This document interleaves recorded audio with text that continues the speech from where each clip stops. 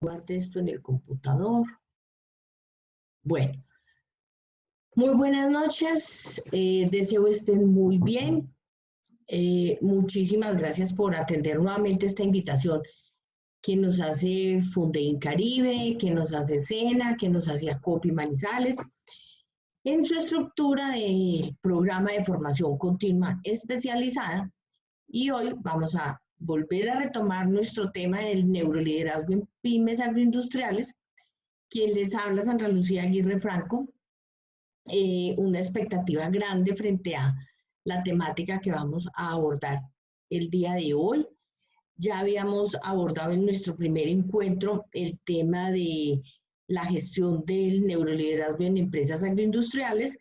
Ya habíamos hablado y habíamos eh, compartido algunos de los temas y de lo que es ese neuroliderazgo y el papel que juega el neuroliderazgo en cada una de nuestras actividades, en cada una de nuestras acciones, cómo relacionamos todo lo que tenemos en el cerebro y que nos permite tomar unas decisiones acertadas. Es claro y es recordar un poquitico lo que nos hablaba nuestro autor de referencia y nos decía, bueno, ¿cómo son esas relaciones que se dan al interior de las organizaciones?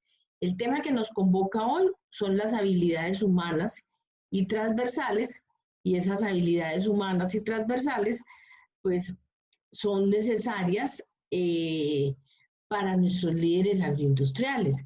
No solamente nuestros líderes agroindustriales, sino toda persona que haga parte de una organización y que esté con nosotros trabajando en temas especiales.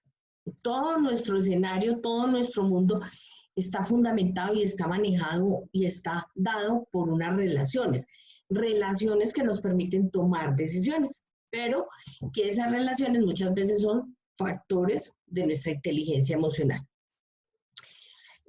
Vamos a ver el manejo de la inteligencia emocional en el ámbito laboral, la importancia de la creatividad y la flexibilidad como medio de autogestión. Cuando hablo de autogestión es yo qué he hecho por mí, cómo gestiono mi vida, cómo gestiono mis acciones, cómo gestiono lo que yo realmente quiero proyectar hacia otros, positiva, negativamente, con alegría, con pasión, con tristeza, qué es lo que quiero hacer. Hablar un poquito de esa importancia de la adaptabilidad al cambio, porque nosotros nos adaptamos al cambio, qué es lo que pasa en el cambio, cómo se ve el cambio, y nos permite a nosotros estar adentrándonos y trabajar con eso. Un trabajo en equipo y un liderazgo transformacional, lo veíamos en la sesión anterior, la importancia del trabajo en equipo a la hora de tomar decisiones, la importancia del desarrollo humano, el cual está articulado y está amarrado a ese quehacer organizacional y que permite el desarrollo pues, de las personas al interior de las organizaciones. Entonces, pues, estaremos hablando también de eso, estaremos viendo la comunicación y el pensamiento crítico e invitarlos nuevamente a que por favor ingresen a la plataforma, respondan los talleres que hay ahí, hagan la lectura complementaria, las dos pruebas de conocimiento que tenemos no son complicadas, son fáciles de resolver, es simplemente adentrarnos y aceptar esa invitación tan importante, tan significativa que nos hizo Fundein, que nos hizo el SENA y que nos hace Acopi Manizales, quien nos acoge en toda su estructura. Hablar nuevamente de este concepto de neuroliderazgo. Aquí nos adentramos en unos procesos de hablar de la inteligencia emocional, la creatividad, el desarrollo humano, la adaptabilidad, los conflictos, el trabajo en equipo, todo lo que nos ha pasado y todo lo que nosotros vivimos constantemente con la organización y que nos permite a nosotros tomar decisiones de desarrollo en todos los espacios de la organización. Pero, ¿por qué hablar de inteligencia emocional? cuál es nuestro papel en la inteligencia emocional. Y quiero retomar aquí un escenario que nos plantea David Coleman. Daniel Coleman se dio a la tarea de enseñarnos, de proyectarnos, de contarnos ese papel que tienen las organizaciones y ese papel que tienen las personas que quieren hacer parte de la organización y que están en un escenario que es cambiante. Y cuando estamos en esos escenarios cambiantes y cuando estamos en esos espacios que queremos trasegar, pues es tomar conciencia de nuestras emociones. Creo que lo hablábamos la vez pasada cuando hablábamos del tema de cómo expreso mis emociones y cómo busco las cosas a partir de mis relaciones con otro. Si estoy pequeñito y quiero un helado o quiero una camiseta, pues le digo a mi mamá, mamá, me compras una camiseta, y si no me la compra le hago berrinche. Me tiro al suelo, pataleo, grito, lloro. Digo que es que mi mamá no me quiere porque no me compra una camiseta y alcanzo eso, ¿cierto? ¿Por qué soy expresiva y lloro? Porque ganó la selección Colombia. Es mi emoción. Yo me siento así. Lloro porque el pajarito cantó. Hay algo en mí. Y puede que para otros sea, ¿por qué llora? Para otros puede que sea otro sentimiento. Para otros les da lo mismo si llora o es alegre. Pero cuando nosotros aprendemos de nuestros sentimientos, a reconocer nuestros sentimientos, entonces tendremos la capacidad de entender los sentimientos de otros. En estos escenarios tuve la posibilidad de conversar, de hablar con un compañero. Él tiene, en el cargo en el que él está, él tiene que tomar unas decisiones muy críticas, muy críticas. Y en algún momento nos encontramos en un conversar sobre el tema del clima laboral y sobre la cultura organizacional. Entonces me dijo, Sandrita, es que es lo mismo la inteligencia emocional que el clima laboral. Y le dije, nunca. Entonces me dijo, sí. Y le dije, no, mira, el clima laboral se ve en las actitudes de la gente. El clima laboral se ve en la condición que tiene la gente de apoyar o no apoyar una tarea. Ah, ya llegó este man. Ah, ya llegan, ¿cierto? ¿Qué hora es? Ay, las 8, me voy ya, hasta luego, ya terminé. Y no tengo una afectividad por mi organización. Entonces, el clima laboral es angustioso. Entonces, el clima laboral no es lo que nosotros estamos esperando. El clima laboral no es eso. ¿Cómo puede haber un clima laboral armonioso? Y cuando tenemos un clima laboral armonioso, todo produce. Porque trabajamos más en equipo, porque tenemos una afectividad por el trabajo que vamos a hacer o que estamos haciendo. La inteligencia emocional es del ser, no es del colectivo. Entonces yo le decía, tú tienes que tomar una decisión, por ejemplo, de embargar a una persona. ¿Qué culpa tenemos nosotros, tus compañeros, de que tú tienes que tomar la decisión de embargar a una señora? Pero cuando tú tienes que tomar esa decisión, tú te quieres derrumbar, porque tu ser, tu actuar, tu ser no es de embargar a otro, pero es tu función, pero es tu función. Entonces, si yo entro a tu oficina y te encuentro de mal genio, o te encuentro bajito de nota, y te digo, oye, ¿qué pasó? No, ay, es que tenía que solucionar el problema con don Pedro y no pudimos, siempre me toca embargarlo Y eso me parte el alma, porque con harto esfuerzo hizo la tarea. Pero eso es su emoción y él se siente, y claro, nos toca porque es la intervención hacia la emoción de otro, que podría estar sintiendo don Pedro, el saber que le quitaron su casa, le quitaron su carro, le están quitando parte del sueldo, ¿cierto? Pero eso es distinto al contexto y al ambiente laboral. Entonces, claro, cuando hablamos de esa inteligencia emocional, ¿a qué nos vamos? A preguntarnos qué hacemos. Entonces David Coleman nos invita a comprender los sentimientos de los demás, a tolerar las presiones y las frustraciones que se soportan en el trabajo. No todos somos alegres, no todos somos de buen genio, no todos somos colaboradores, pero yo tengo que aprender a vivir con eso, pero yo tengo que aprender a convivir con lo que está pasando. No a todos nos va bien. Y cuando terminamos el día, terminamos cansados. Y cuando terminamos el día, pues terminamos como angustiosos de saber qué pasa, ¿cierto? Nos preguntaríamos, ¿por qué no vienen a la capacitación?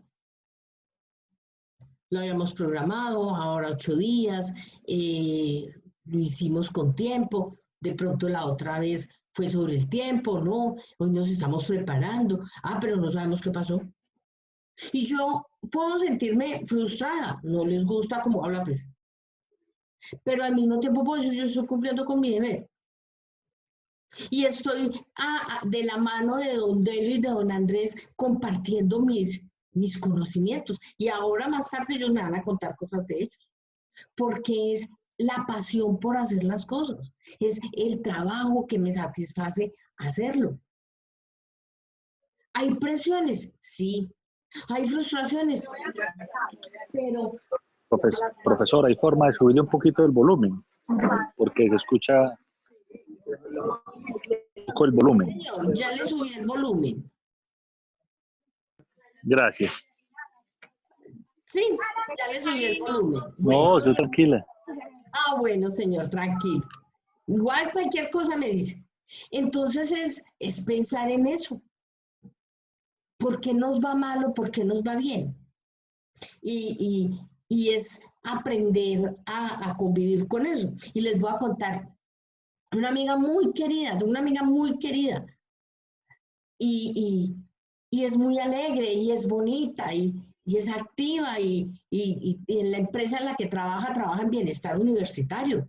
Entonces ella es la de la fiesta, la de el regalo, la del cumpleaños y todo. Pero ella tiene un sentimiento y una tristeza en el alma impresionante porque se enamoró de un señor muy querido también, pero no le correspondió. Y cuando uno se siente así, uno llora. Cualquier cosa lo hace llorar. Y siempre encontraba en su mamá diciendo, Luis, ¿por qué está llorando? Yo no veo. ¿Hasta cuándo va a llorar por ese hombre? Por favor. Y les voy a contar para que se rían. Cuando escuchen la grabación se reirán. Y un día amaneció con el dolor, pero mejor dicho. La señora del tinto ese día se le subió un poquito el tinto y quedó amargoso y lloró por eso. Y salió de trabajar y ella sentía que ella tenía que botar toda esa angustia, toda esa tristeza que había tenido y estando en la oficina todo el mundo se dio cuenta que ella estaba triste. Y pasó y se encontró una funeraria y se entró a la funeraria por allá y se sentó en una esquinita por allá donde nadie, no, pues que ya porque iba a llorar. Y ella lloraba con un sentimiento, y todo el que pasaba por donde ella le decía, tranquila, sí que pesado. Cuánto lo sé. Hasta que alguien dijo, venga, ¿y esa señora es quién? ¿Y esa señora dónde salió? Entonces fueron le preguntaron, oiga señora, y ella se levantó, dígame, sí, señor, ¿usted quién es? Y ella dijo, no, yo. ¿Por qué? No, es que usted no es de esta familia, o sea, ¿usted qué está haciendo aquí? Y ella volvió y dijo, es que tengo mucho que llorar, pero en mi casa no me dejan llorar, entonces me vine para acá. porque aquí nadie me va a molestar por llorar y yo a nadie le estoy molestando la vida. Yo por eso estoy aquí sentada en este rincón llorando. Es su emoción, es su pasión.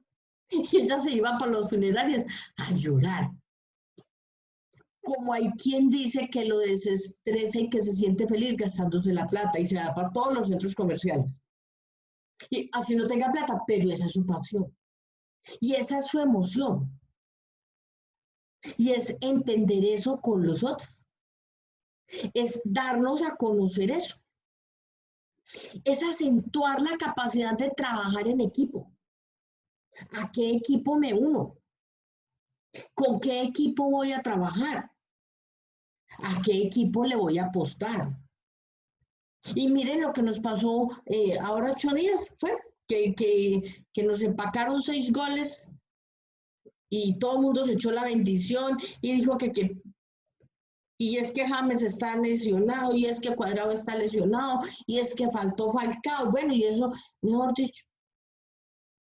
Y se fueron el uno para el Everton y el otro para donde juega Cuadrado, y miren, los par de partidazos, pues, ¿qué pasaba en el equipo?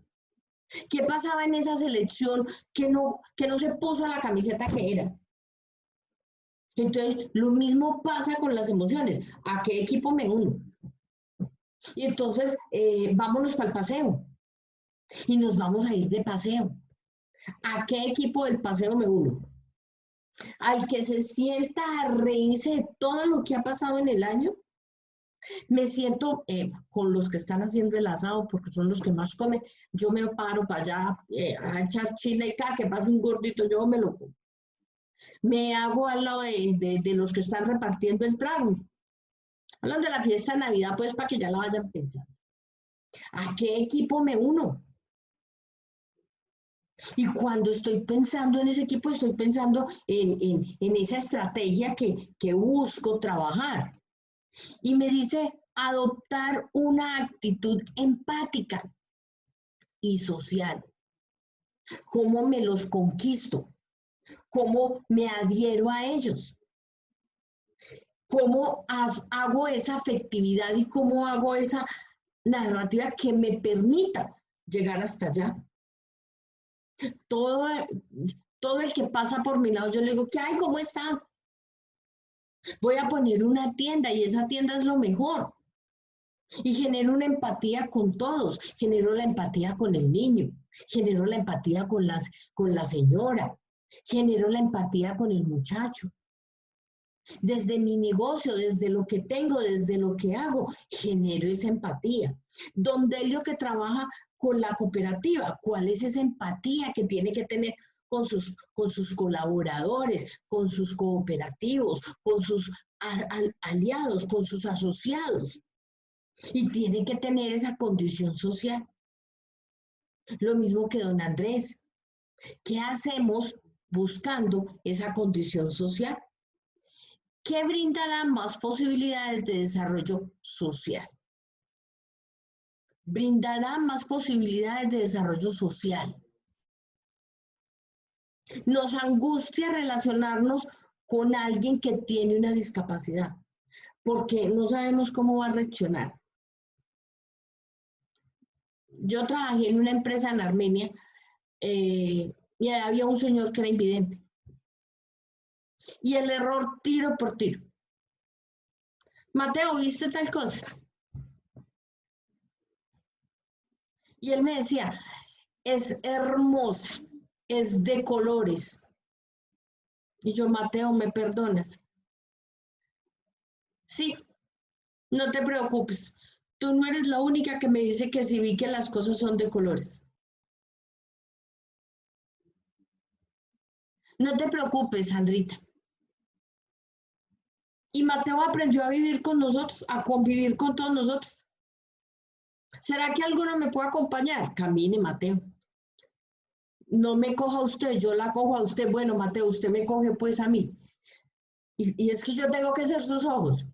No, yo soy la guía, usted me sigue a mí, no me vaya a dejar caer. Y entonces es aprender a desarrollar eso. Y entonces, cuando vemos una persona en condición de discapacidad, nos sentimos discapacitados, resulta que es que la discapacidad mental. y no sabemos cómo interactuar con ellos. Y tenemos una capacidad emocional impresionante para poder hacer eso, para poder convivir con eso, para poder pensar en que somos capaces de trabajar con esto. Y esto nos lleva, este escenario nos lleva a pensarnos en esta inteligencia emocional. Esta inteligencia emocional, que es una autoconciencia. ¿Por qué tengo que hacer autoconciencia de mí? Si yo me paro frente al espejo y le pregunto, oye, ¿tú qué hiciste hoy por otro? ¿Qué hice hoy por otro? Es que ni siquiera salí a la calle. Es que ni siquiera me asomé al balcón. Pero en medio de tus ocupaciones, tuviste un momentico para responderle a alguien que te escribió en el WhatsApp. Tuviste un espacio para llamar a ese alguien y decirle, oye, hoy no te puedo atender porque estamos ocupadísimos, estoy súper ocupada, no te puedo atender, pero mañana hablamos. ¿Qué hice?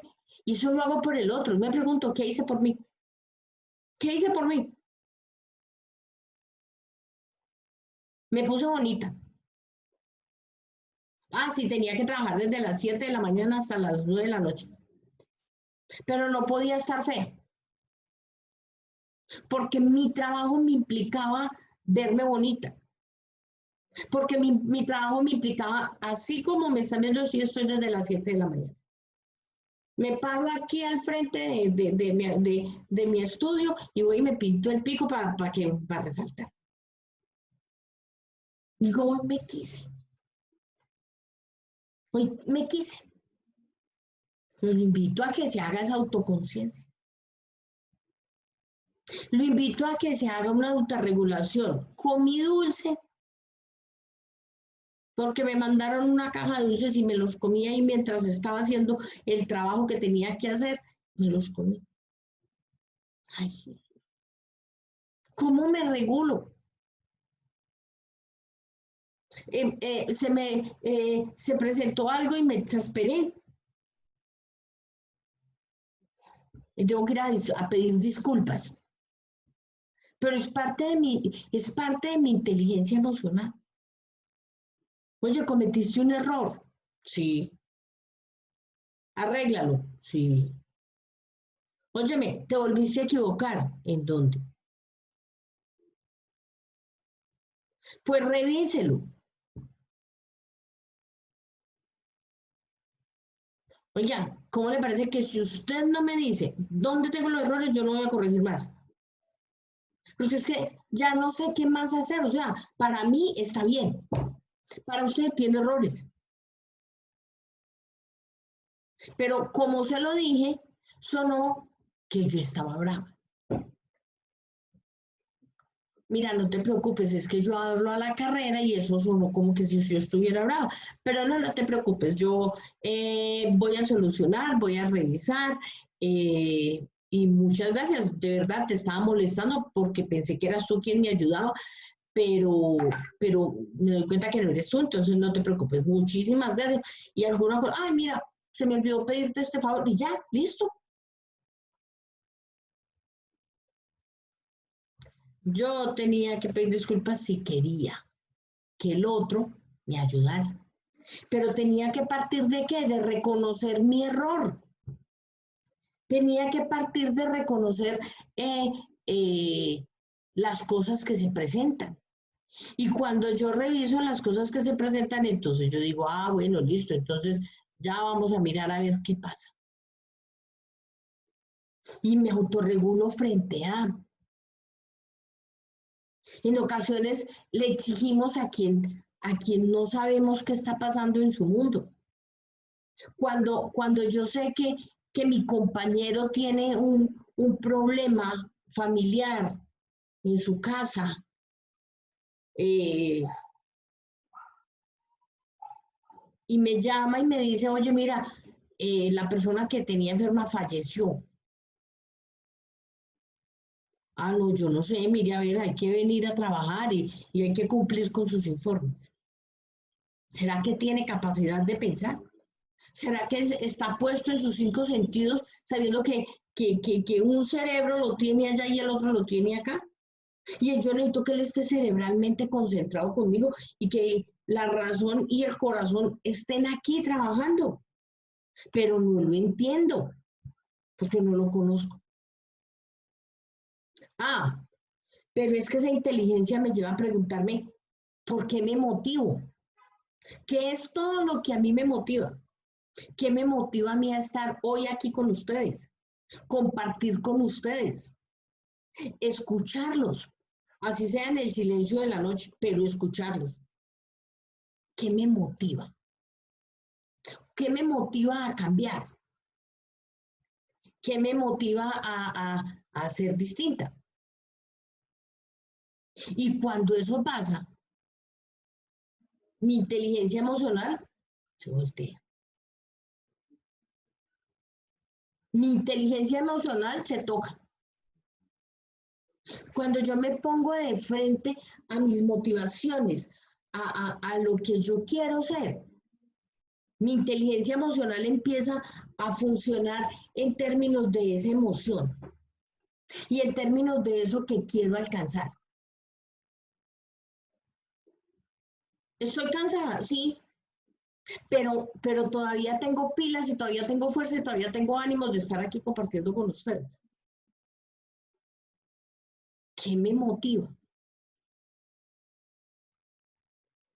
¿Qué hay en el entorno que a mí me motiva? Y entonces es jugar con lo que tenemos en las empresas.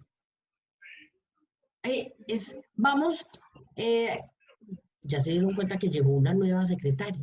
¡Ay! Y está tan bonita. Y tenemos ese que es coqueto dentro de las organizaciones y él dice, no, yo le tengo que ir a dar el visto bueno. ¿Qué lo motiva a él a ir a darle vuelta a la organización, a ir a darle la vuelta a la empresa? La nueva secretaria. ¿Por qué él le tiene que dar el visto bueno si esta es bonita? Entonces eso lo motiva a él a ir a ir a dar la vuelta por la empresa. A ir a dar la vuelta por la empresa. A otros los motiva cuando era que son las 6 para terminar e irnos. Entonces, cuando nos encontramos con todas esas cosas, me pregunto qué me motiva.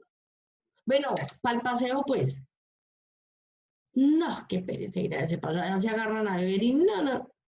Pero otro dirá, no, sí, vamos, vamos, y pasamos bien bueno, vea, este año ya estamos más viejitos, ya no podemos beber tanto. Y ya no podemos comer tanta grasa porque nos duele hasta la sonrisa, entonces van viendo.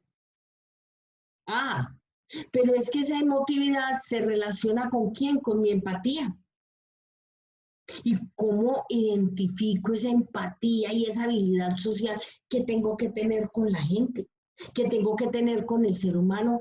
A la verdad, por primero lo tengo que querer yo. Y yo no puedo decir, ay, qué pereza.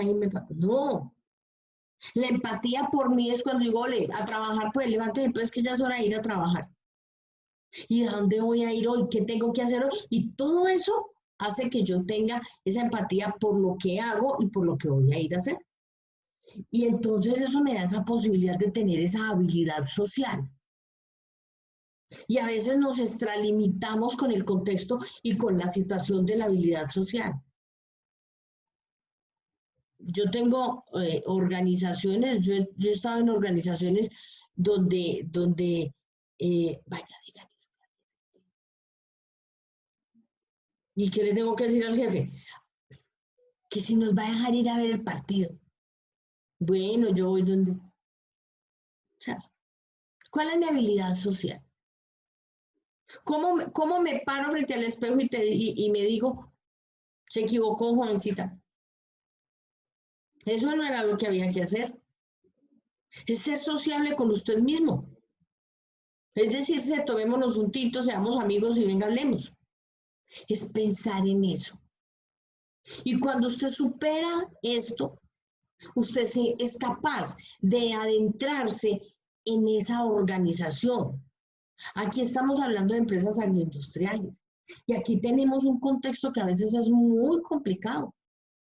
Si yo tengo una empresa netamente artesanal, ¿qué tengo que hacer? Ir a untarme con ellos, ir a ponerme las botas, los guantes o lo que sea para adentrarme donde ellos, para conocerlos a ellos, para verlos a ellos. Pero si por consiguiente lo que ya tengo es toda una infraestructura tecnológica donde me hacen toda la transformación, pues igual me tengo que poner un casco, me tengo que poner unas botas, pero aquí estoy protegida del sol, aquí estoy protegida de la lluvia. Afuera no. Y afuera, cuando menos pensamos, empezó a llover en campo y termine pues la labor. ¿Cómo me identifico con ellos, con esos señores que están en esas empresas agroindustriales y de las cuales yo voy a ir a ser parte? Y entonces pienso, trabajo, reflexiono, analizo todo lo que yo quiero con eso que estoy pidiendo y que estoy haciendo como tal. Entonces esa inteligencia emocional nos lleva a este escenario que nos dice, la creatividad se aprende igual que se aprende a leer. Ken Robinson ve la creatividad como, como esa situación donde y pone los muñequitos en la mano y dice, esta manito es completa, pero tiene 5 escenarios, tiene 5 factores que son totalmente distintos. Y cuando los analiza, dice, ¿cómo aprendo a leer la creatividad? Nosotros, los que estamos viendo este video, los que compartimos la realización del video, don Delio, don Andrés, yo los invitaría a hacer el ejercicio y se los voy a mostrar. ¿Cuál es? Se los voy a mostrar y yo me imagino, don Delio, que usted se acuerda de estas selecciones, de este librito de selecciones. A ver. Ah, claro. Uy, eso sí tenía temas variadísimos. Total. Sí, sí. Pero ya es un librito pequeño.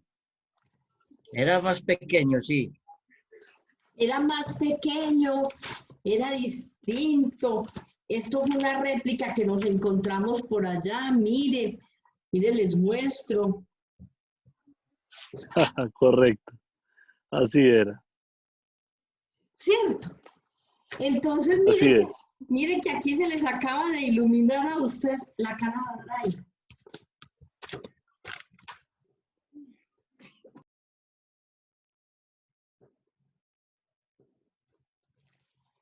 Entonces, aquí se les acaba de presentar a ustedes un escenario de qué leíamos en las elecciones.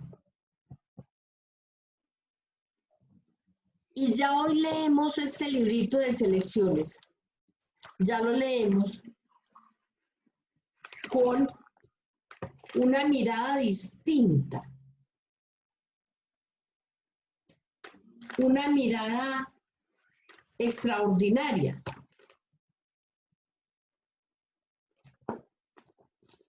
Una mirada de recordación.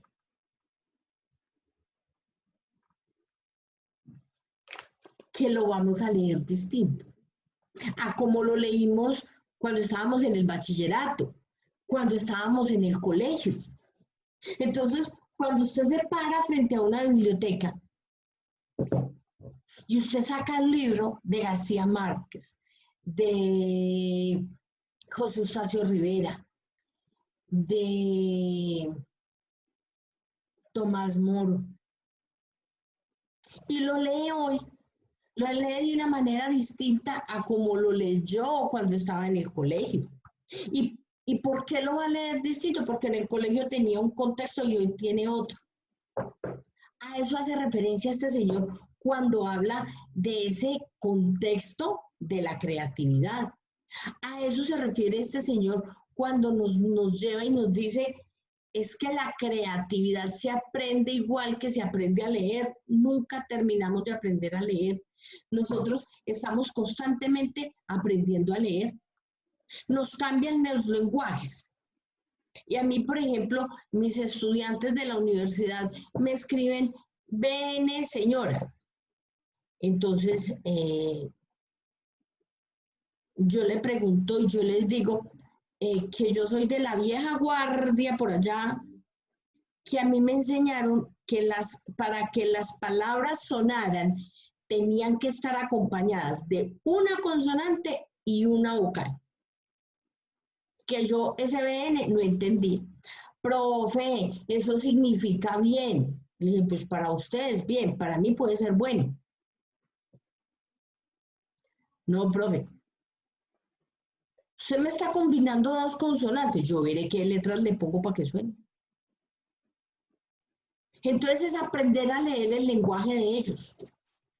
Y la creatividad significa cómo aprendo a leer el lenguaje de ellos. ¿Qué hago para que mi hijo aprenda y sea creativo y todo? Y creo que se los contaba en la sesión anterior, el meme que nos encontramos con las dos señoras, que la una le dice a la otra, ay señora, ¿usted cómo hace para que su hijo lea? Y la señora está leyendo con su hijo un libro. Y la otra señora está pegada de un celular viendo que el muchachito come galletas. Cuando usted se encuentra con eso, usted dice, ¿aquí qué hay? ¿Cómo aprendo creativamente a? Usted necesita que su hijo aprenda los colores. Y nos encontramos, las mamás hoy se encontraron con el tema de la pandemia, se encontraron a que no solamente tenían que ser ejecutivas, también tuvieron que ser maestras, también tuvieron que ser la profesora del colegio, también tuvieron que devolverse a las tijeras y a cortar para que el niño hiciera la tarea. Y entonces por allá alguna dijo, ay, esto funciona de la mejor manera.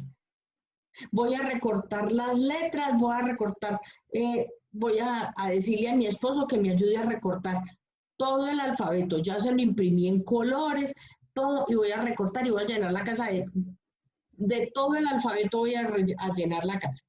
Y se lo voy a pegar.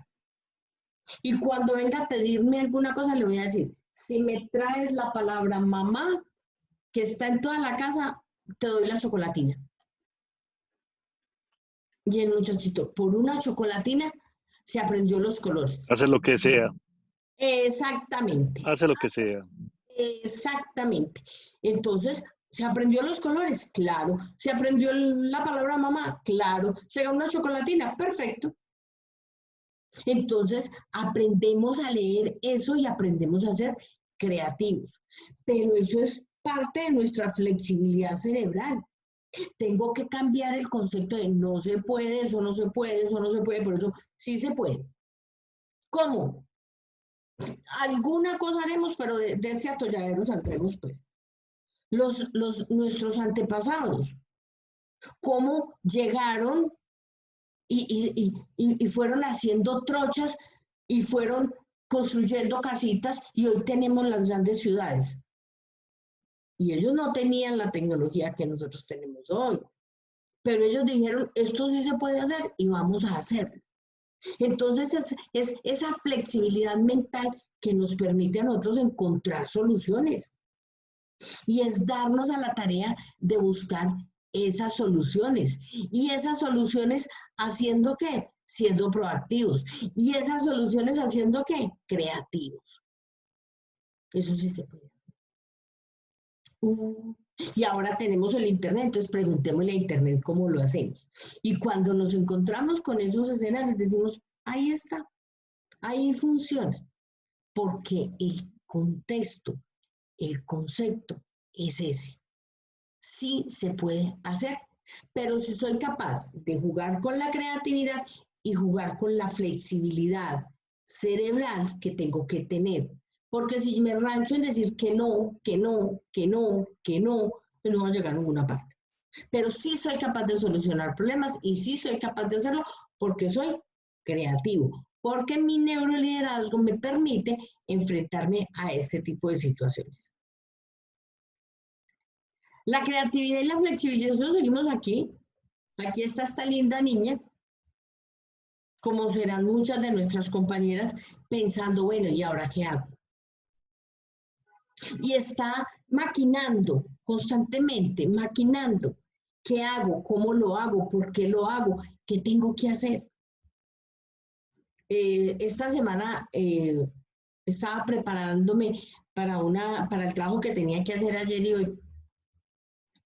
Y entonces empecé a mover así los deditos como hablando sola. Y mi esposo me dijo, oye, ¿tú qué estás maquinando? Y le dije, no, yo estoy aquí pensando. Entonces es pensar en eso. Entonces, cuando don Delio está pensando en esa estructura de su cooperativa, qué pena, don Andrés, ¿me recuerda qué es lo que usted hace?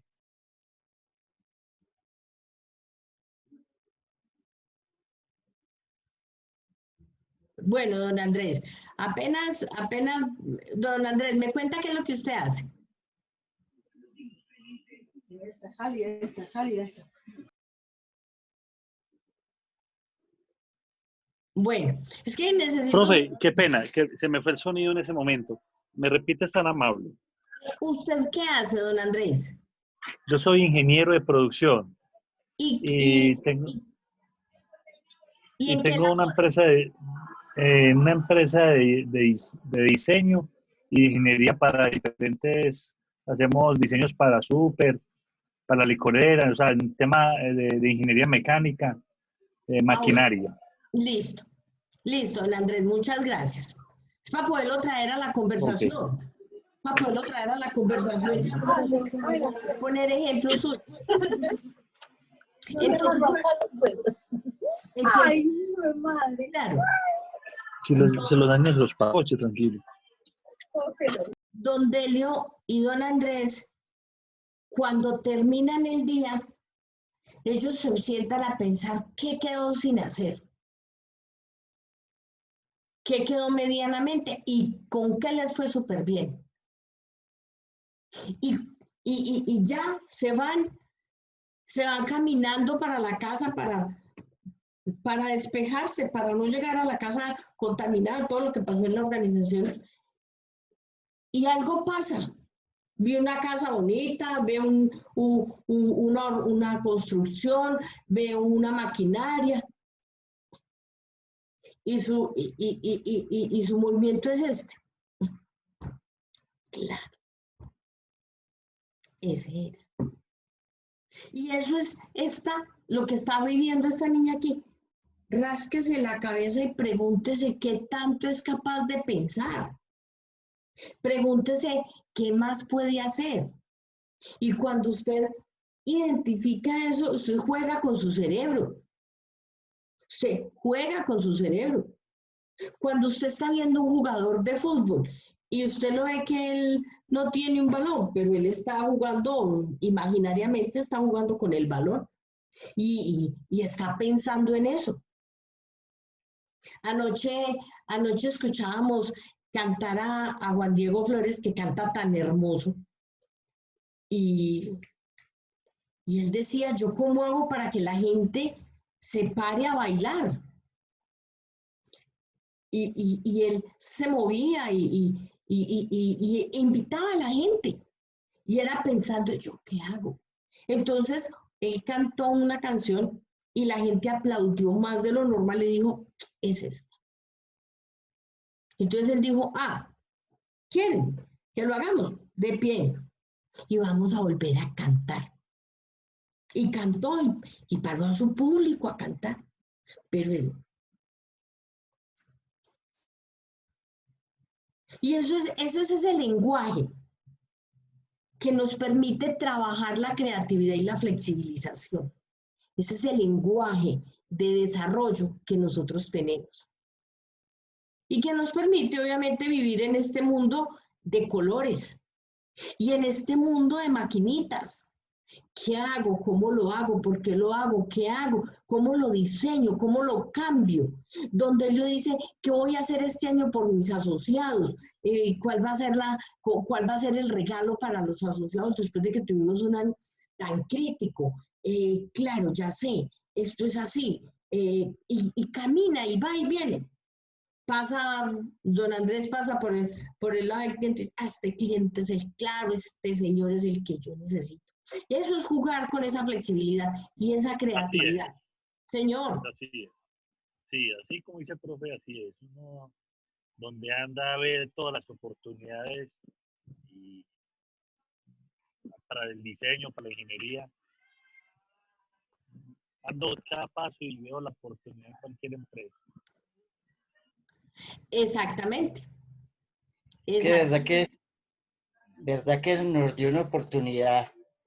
Este momento en que está pasando el mundo nos da oportunidades a muchos y que tuvimos que la creatividad y el desarrollo, esa inteligencia emocional la tuvimos que sacar antes de quebrarnos, porque mucha gente, la insolvencia y la quiebra se debe a falta de creatividad muchas veces.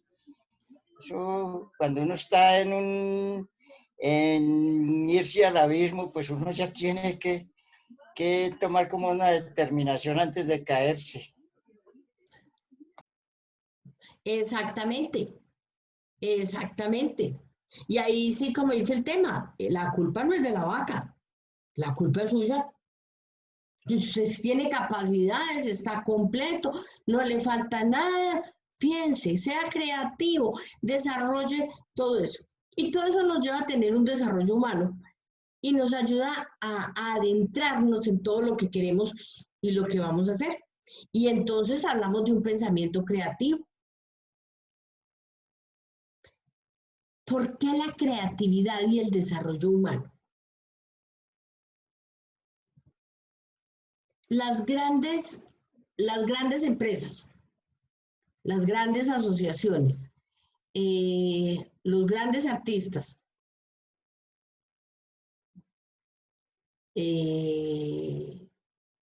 Shakira, Leo Messi, ¿cómo es que se llama este otro? Bueno, James, Juanes, con ese concepto de filantropía y ese concepto de cómo bajo recursos para que no tenga que pagar tantos impuestos y todo, se dan a la tarea de tener fundaciones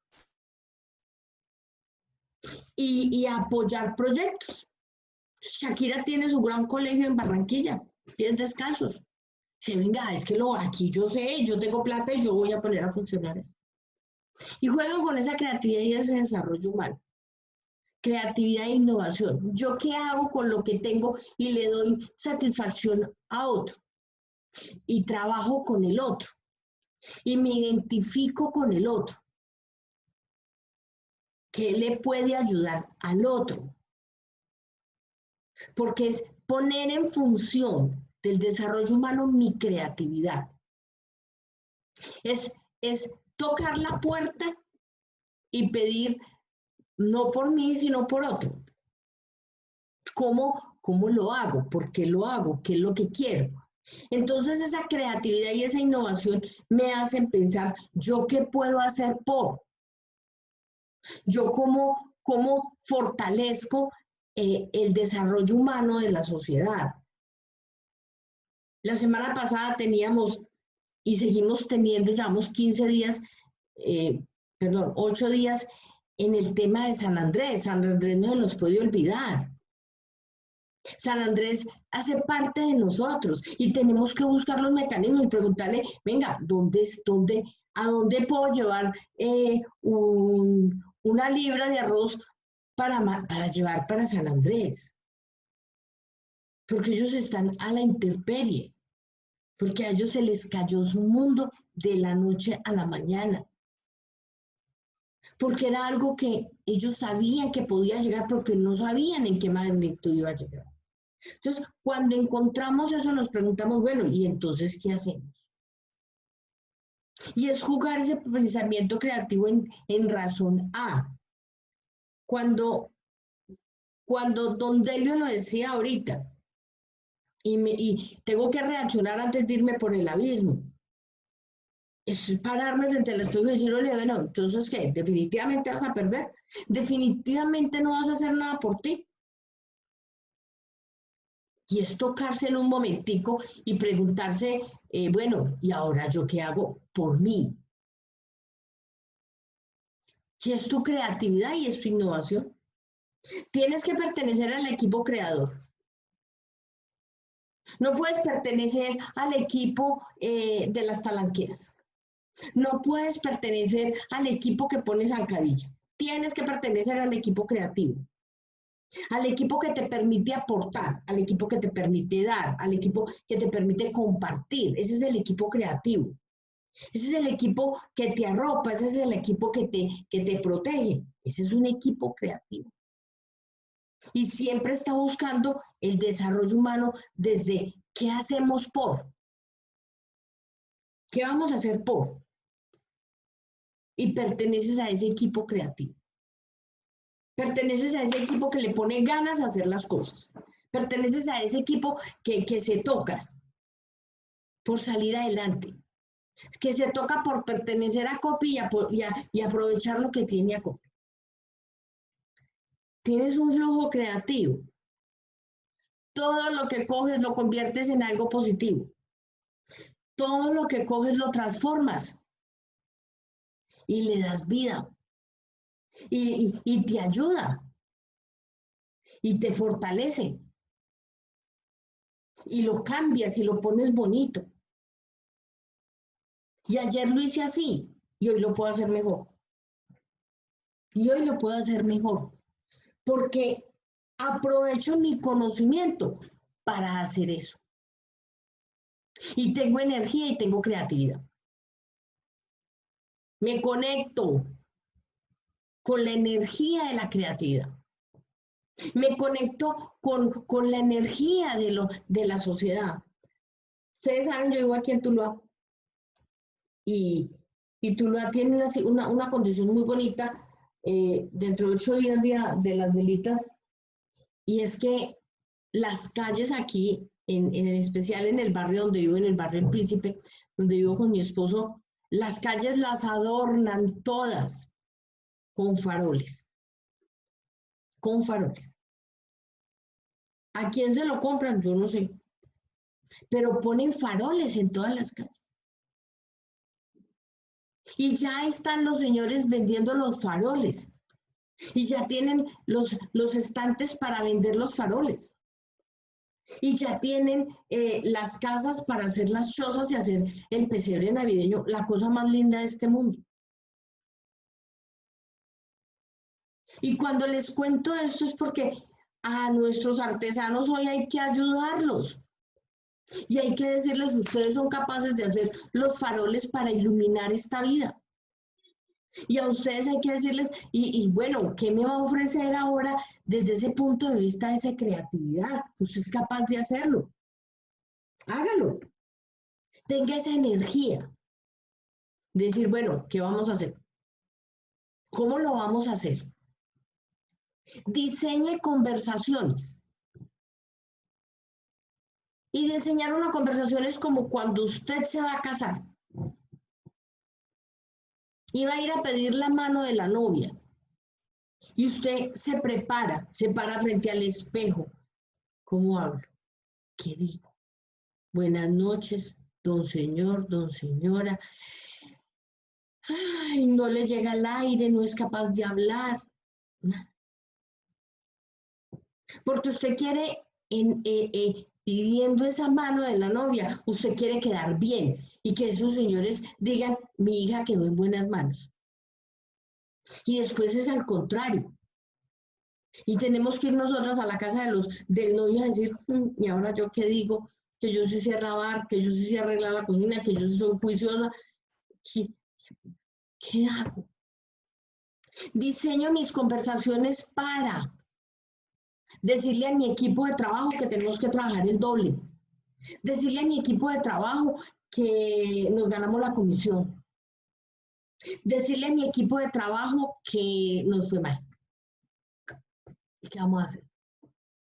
Entonces, diseño la conversación. Y cuando estoy diseñando esa conversación, digo, fulano me va a contestar tal cosa, fulano me va a contestar tal cosa, fulano me contesta tal cosa, y yo tengo que tener ya los haces aquí diciendo, ah, para este, con este. ¿Para qué? Con este. Y no es prepararse no, es prepararse emocionalmente para saber que de pronto le van a decir que usted es un mal jefe. A lo mejor sus acciones no han sido las mejores y por eso el equipo está de capa caída.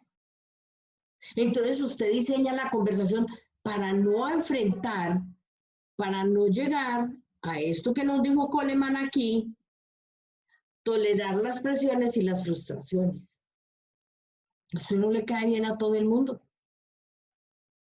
Ni a usted todo el mundo le cae bien. Pero usted tiene que aprender a trabajar en equipo. Pero usted tiene que aprender a convivir con el otro. Pero usted tiene que aprender a conversar con el otro y no siempre van a estar de acuerdo con usted. Y no siempre van a encontrar que usted acepte. Usted tiene que preparar la conversación para el sí, para preparar la conversación para el no. Pero cuando usted sabe que con quien usted va a conversar tiene marcado aquí en la frente, no se puede, no se puede, no se puede, usted tiene que tener una estrategia de convencerlo. Y por eso aquí se da de la mano el manejo de las objeciones. ¿Por qué me objetas? ¿Cuál es el fundamento para que me digas que no? ¿En qué te apoyas? Y cuando uno empieza a hacer esas preguntas así capciosas y ese castillito de naipes empieza a derrumbarse, es parte de su inteligencia emocional. Y es parte de su desarrollo humano. No hagamos nada más bien. Es que a aquel poco le gusta hacer, no, dejémonos contagiar del no. No. Es pensar positivamente, es darnos cuenta que sí lo podemos hacer y cómo lo podemos hacer como tal.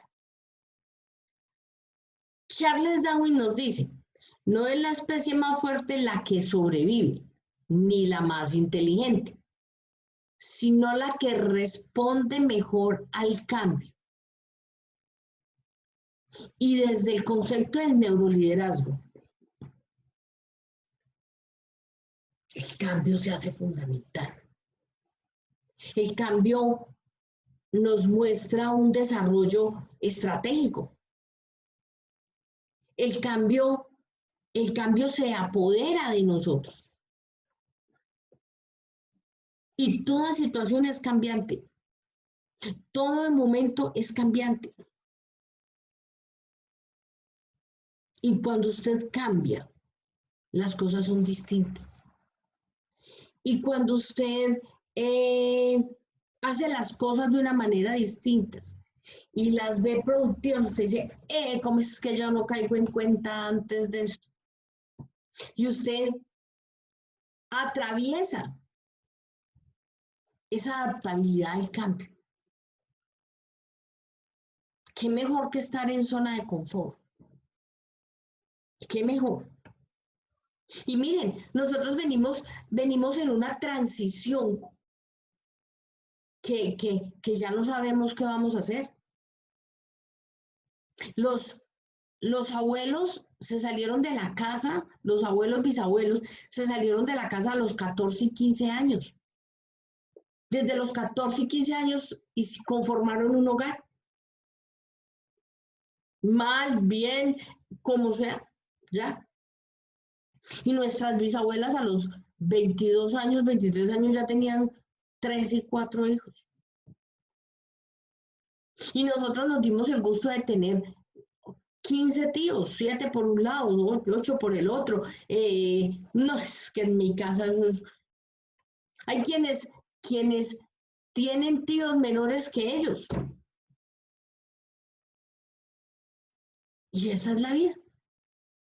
Después entramos en una etapa donde nos casamos tarde, pero nos casamos. Como entramos en otra etapa de que oiga, rápido pues, o se casa o tiene un hijo pues, pero haga lo que sea. Mamá, es que yo me quiero ir de la casa. Ah, bueno, mijo, ¿y para dónde se va a ir?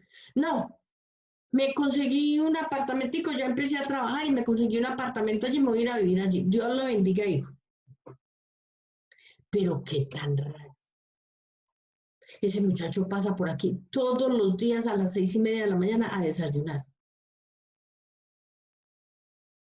Y viene y me trae la ropa que para que se la lave. Entonces, ¿para qué se vive fue a vivir solo? Deje de gastar plata y tiempo y venga aquí. Ah, pero es que aquí me toca pagar facturas. Y allá.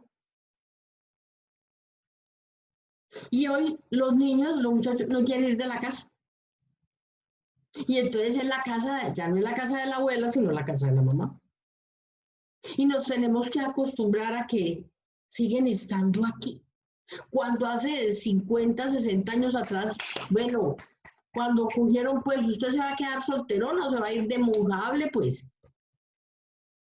¿Y usted se va a quedar solterón o se va a ir de cura? Diga, pues.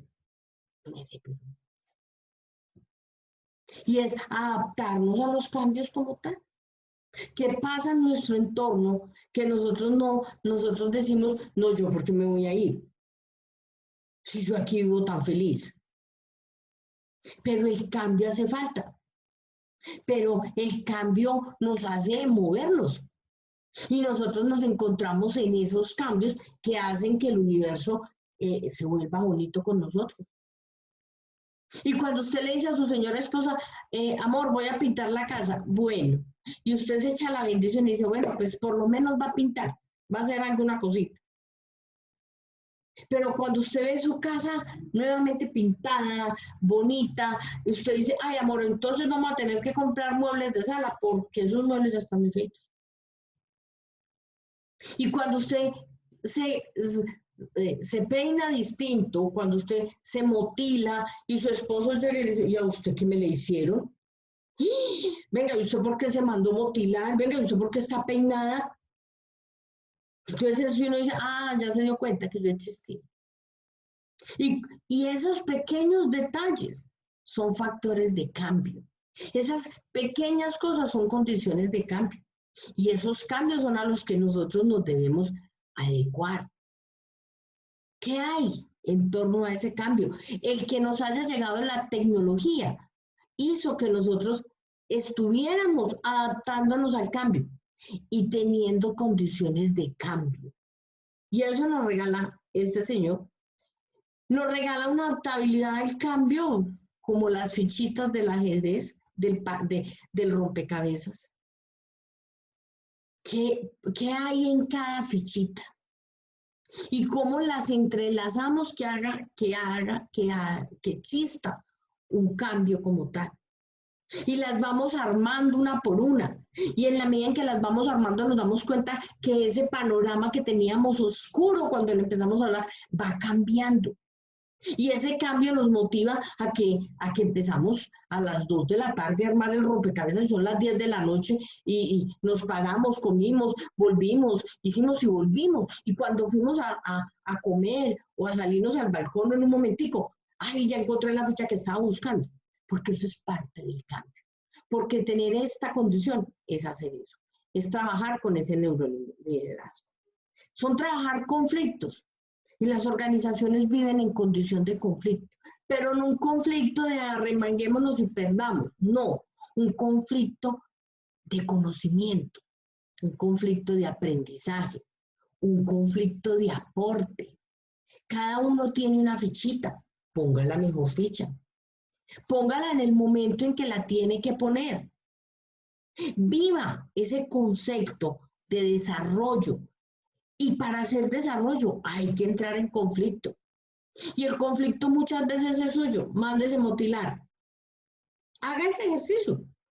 Mándese motilar. ¿Y qué hago? ¿Y si iré a quedar bonita? Ay, no. ¿Qué tal que me vea con la cara más gorda? Ay, no. ¿Y qué van a decir? ¿Será que sí? Y es su conflicto por una cosa que es el pelo y el pelo vuelve y crece.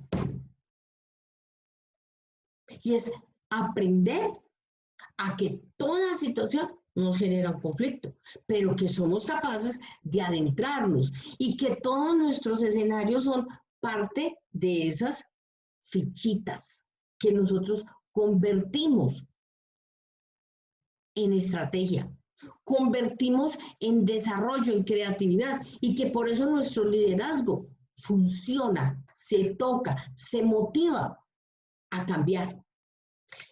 Están las tareas por hacer, está leer la plataforma, está vincularse a la plataforma, entrar, revisar, leer, qué nos dejaron y todo. No nos puede dar miedo eso. Eso no nos va a morder, eso nos va a permitir a nosotros superar este conflicto. Y es un conflicto de que, ¿será que vuelvo y leo? ¿Será que me pusieron unas cosas muy complicadas? ¿Será que me pusieron a leer neuroliderazgo, cosas médicas? No. Es algo que lo pone a pensar y a que se dé cuenta la importancia que usted tiene, las emociones que lo tocan, los conflictos que usted tiene, no son de la organización, son suyos. Y cuando usted supera este conflicto, es cuando usted trabaja en equipo. Es cuando usted es capaz de superar todas esas barreras que se le han presentado. Que usted revisa sus valores, que usted revisa su responsabilidad, su honestidad, su calidad, su ética. ¿Cuál es ese concepto ético que usted dice?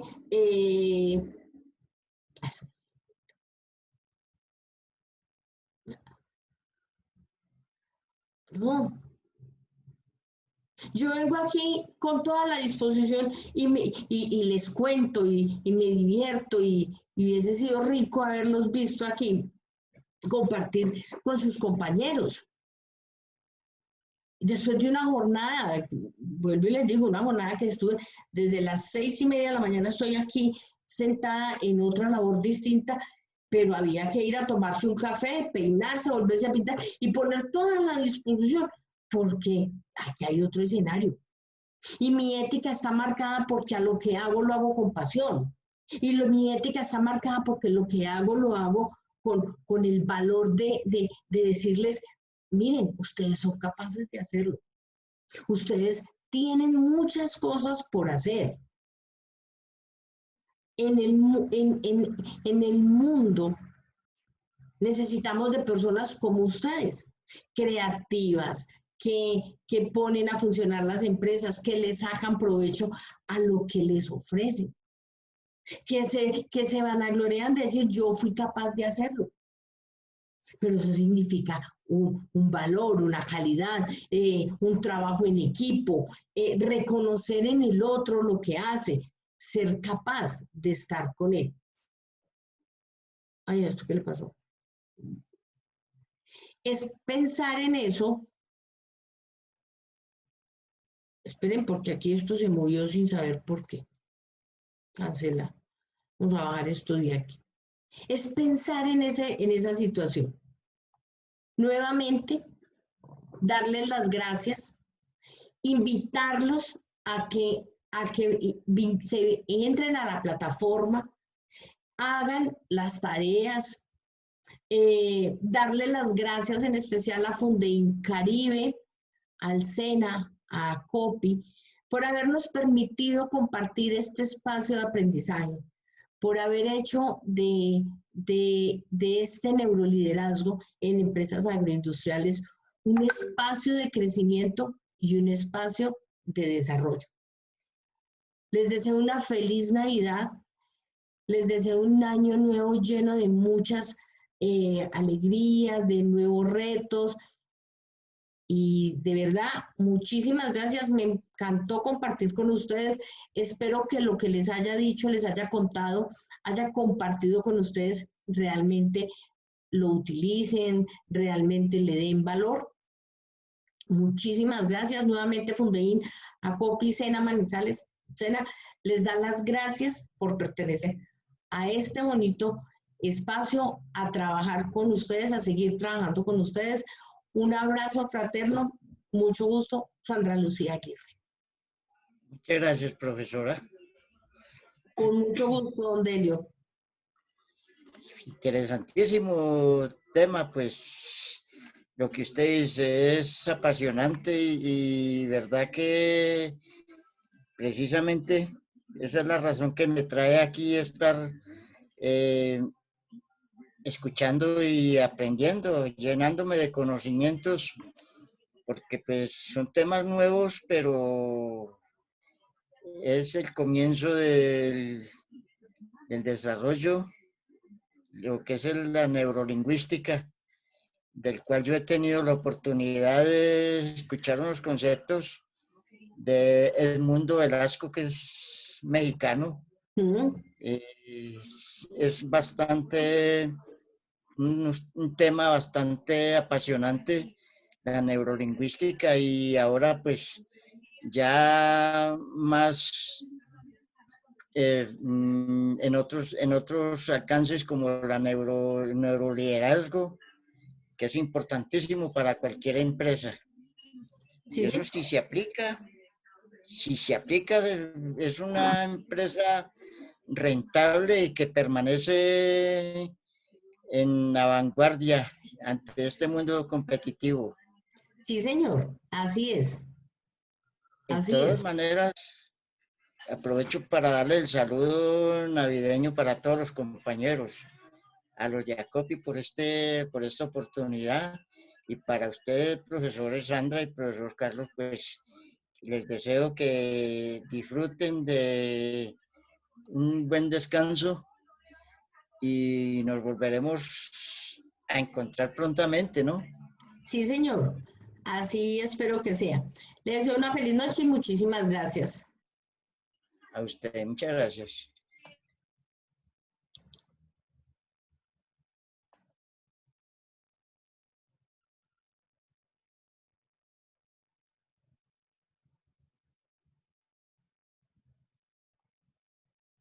Gracias, don Andrés.